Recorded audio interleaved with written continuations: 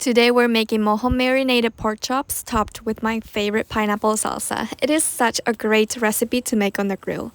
First we're going to make the marinade. You'll need olive oil, fresh orange juice, fresh lime juice, minced garlic, dried oregano, ground cumin, red pepper flakes, salt, and pepper. Mix to combine and pour the marinade over bone-in pork chops. Marinate for at least 3 hours. While the meat marinates, let's make the salsa. You need diced pineapples, red bell peppers, onions, cilantro, freshly squeezed lime juice, and salt and pepper to taste. Mix to combine and set it aside.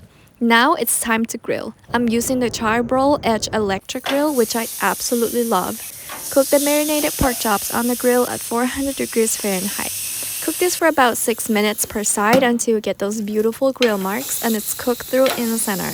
Always use a thermometer to be sure, of course. Let the pork chops rest for 10 minutes and then to serve, top with the prepared pineapple salsa. This is so good, you have to try it.